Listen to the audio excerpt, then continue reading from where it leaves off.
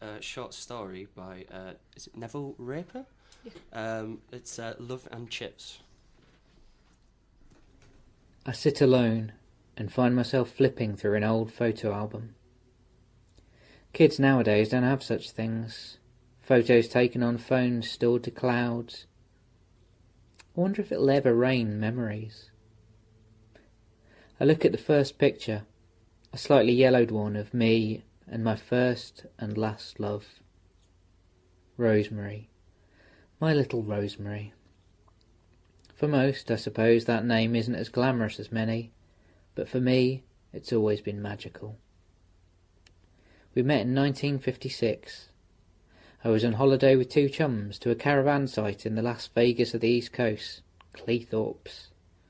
They were great pals, Stanley Bradshaw and Dickie Fletcher, both dead now, of course. Stanley from cancer. Ironically, he never smoked, but his wife, Shirley, had a 60-a-day habit. Second-hand smoke, first-class cancer. Dickie had a Dickie ticker. It gave out at 52.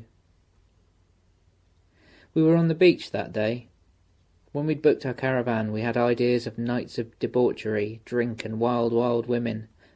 So far, we'd been here 5 days, and the only thing we'd pulled were cockles from shells. So we paraded up and down the East Coast beach in our knitted Speedos. All three of us knew if we ever got in the sea wearing these things, we'd soak up more water than Moses could ever part. Then I saw her. Rosemary. Sitting on the sand with two other friends, desperately trying to get a tan under an oppressive cloud canopy. A vision of loveliness, a precious stone nestled within the pebbles. I must have walked past her a dozen times, sucking in my stomach before she noticed me. She smiled, and the sun came out.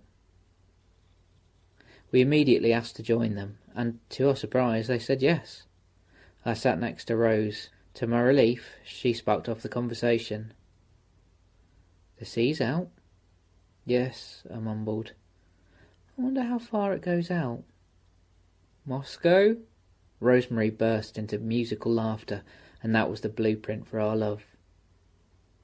I found out, to my joy, that she only lived half an hour from me, so we started courting. I used to take the number 48 bus to see her. We'd then get the number 7. The wheels on our buses went round the town. Friday we went dancing. The Mecca Ballroom. The live band trying their best to recreate the sounds coming across the Atlantic. Long Tall Sally, Blue Suede Shoes, all sung in broad Yorkshire accents. How I'd long for the slow dance at the end. A chance to hold my Rose close, to smell her perfume, the warmth of her against me, where she belonged. We swayed and sighed to Love Me to Ender. The band did try. On a Saturday night it was the flicks. We could never get on the back row. It was always full of writhing snoggers. Every so often the manager would shine his torch on the orgy. The beam, like the righteous puritanical stare of a nun, made sure that the ones on the back stopped and, ironically, got none. We found a quieter spot on the right-hand side. There's no smoking section. Although cuddled up to my love, I was steaming. We'd watched the films as they came out. The King and I, The Searchers. I enjoyed The Forbidden Planet, and how Rosemary clung to me during the scary parts. During those clinches I usually managed to get sneaky peeks of her bra through the gaps in her blouse. Heaven. We'd share a big bag of chips on the bus back to Rosemary's home, me drawing our names in the condensation of the bus's window, while Rose blew on our super hot vinegary supper. Our love pronounced backwards to the world. I'd walk her home and we'd kiss goodnight on her step. If we lingered too long there would be a knock on the window from inside the house. That was my cue to leave. I hardly ever made the last bus and had to walk home. Whatever the weather, I was always walking on sunshine. I'd managed to get a job as a trainee in a local accountancy firm. Cratchit and Scrooge, not quite, but it felt like it. One plus was that they gave me a suit allowance, as long as it was a small cheque. Rosemary and I had been seeing each other for about 9 months when she suggested I meet her parents. Oh, the terror. The next Sunday I was invited for Sunday dinner. I was hoping that, given Rosemary's stature, her parents would be as small as she was, 5 foot in stocking feet. They weren't. Her dad was a giant. I'm average height, although as I've got older I've shrunk a bit. I like to say I've downsized. But her father towered above me. Her parents met me at the door, gatekeepers to their daughter. I suppose this was to be my first trial. I brought flowers for her mum. As I handed them over with my best set smile, I could see where Rose had got her looks. When she smiled, she produced the same sun as her daughter did. Her dad, on the other hand, was a different story. I held my hand out in the conciliatory gesture of "I come in peace." The man's hand swallowed mine. His all calloused and worn with manual work, mine soft and pallid in comparison. He gently crushed it. Rosemary's mother went to prepare dinner. I sat on the sofa next to my love. I made sure that there was an exclusion zone of at least 2 feet. Her dad didn't take his eyes off me. Her dad sat opposite in his chair. When do men qualify for their own chair? Do you get it with time? Like a gold watch after so many years' devotion? I never did get my own chair. I preferred to sit with Rosemary, although I sit alone now. Her dad didn't take his eyes off me. Rosemary's mother's call for help to help her dishing up sent a bolt of frozen fear to my beating heart.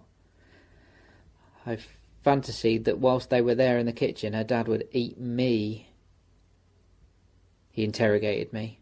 Questions fired. I stammered my responses. Einstein said that time is relative.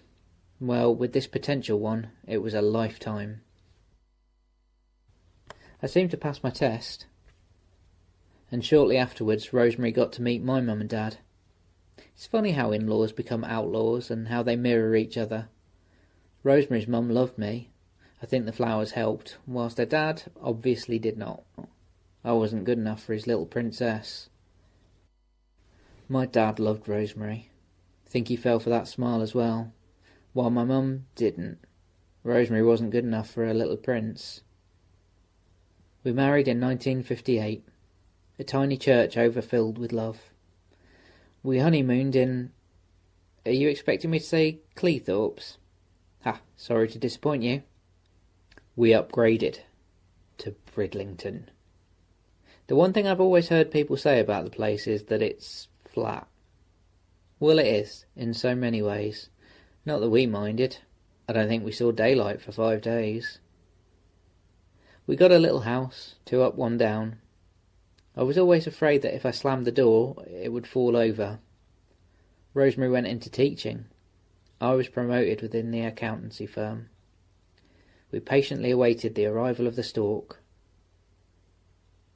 It never arrived. These were the days before IVF, before egg donors or surrogate mothers. We were sad, of course, but we did what people did then. We shrugged our shoulders, came together as man and wife, and carried on. We would have made wonderful parents. People often ask why we didn't have children. We made our excuses. We never went for tests to see which one of us was to blame. It wasn't important that we couldn't have babies, and that was our affair. Eventually people stopped asking. So we lived and loved. The time we could have devoted to children we gave to each other. We became involved in local charities, particularly ones for children. Rosemary finally receiving an award at Buckingham Palace for her service. I was so proud. And through all this time she never lost her beauty. She was my Rose, and by any other name she would still smell so sweet. So now I sit, alone, thumbing through frozen snaps of time, reminiscing about all the life and love we shared. I hear the front door open and close. I'm home. Did you get some chips? I heard Rosemary laugh. Yes, with vinegar. But of course. I still love hot chips.